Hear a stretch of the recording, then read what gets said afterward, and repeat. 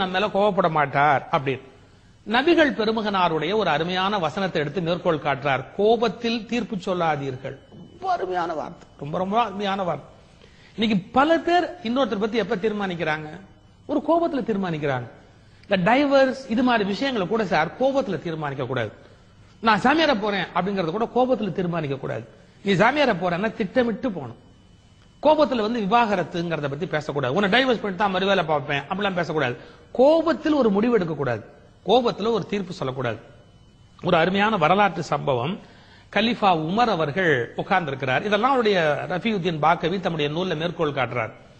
Khalifa Umar ஒரு வழக்கை விசாரிச்சுட்டு இருக்கார். ஒரு குடிகாரன் அவன் குடிச்சுட்டு தவறுதலாக நடந்து கொண்டான்ங்கிறதான் வழக்கே. அந்த வழக்கை விசாரிக்கும் போது அவன் என்ன பண்ணிட்டான், இந்த நீதிபதியா உட்கார்ந்துருக்காரு பாருங்க, இவரையும் கண்டபடி ஏச ஆரம்பிச்சுட்டான். அவன் குடிச்சிருக்காரு, அவனுக்கு ஏது நிதானம், நீதிபதியும் கண்ணாப்பிதான் திட்ட ஆரம்பிச்சுட்டான். கலிஃபா உமருக்கு கோபம் வந்துருச்சு.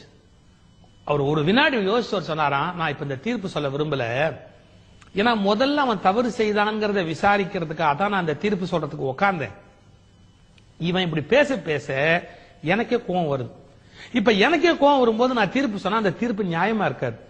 இவன் எங்கோ தவறு பண்ணினாங்கிறதுக்கு நான் தண்டனை கொடுக்கறதுக்கு பதிலா எனக்கு கோபம் ஊட்டினான்ங்கிறதுக்காக நான் தண்டனை கொடுக்கறதா மாறிடும். அதனால நான் இப்ப தீர்ப்பு சொன்னா சரியா இருக்காது.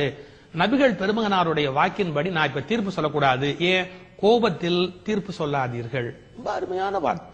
இன்னைக்கு மிகப்பெரிய பிரச்சனையே குடும்பங்கள்ல, உறவுகள்ல, பல இயக்கங்கள்ல எல்லா பிரச்சனையும் என்னன்னா தீர்ப்பு எப்ப சொல்றாங்கன்னா கோபத்துல சொல்லிடுறாங்க. ஒரு கோபத்துல தீர்ப்பு சொல்றாங்க. இனி உனக்கு எனக்கு உறவே கிடையாது. ஆமா தெரியும்.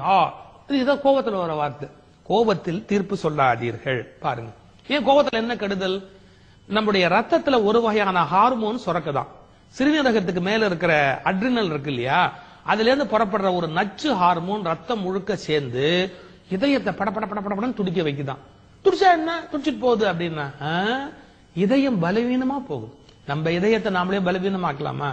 கோபத்துல சுரக்கிற ஹார்மோன் இதயத்தை படபடப்பா துடிக்க வச்சு இதயத்தை பலவீனமாக்கி நம்முடைய வாழ்நாளையே குறைச்சிருதே. சினத்தை பொருள் என்று கொண்டவன் கேடு, நிலத்தரைந்தான் கைப்பழையாதற்று திருவள்ளுவர் எழுதியிருக்கிறாரு. அப்போ கோபம் என்பது மனிதனுக்கு எவ்வளவு பெரிய துன்பத்தை ஏற்படுத்தி பாருங்க.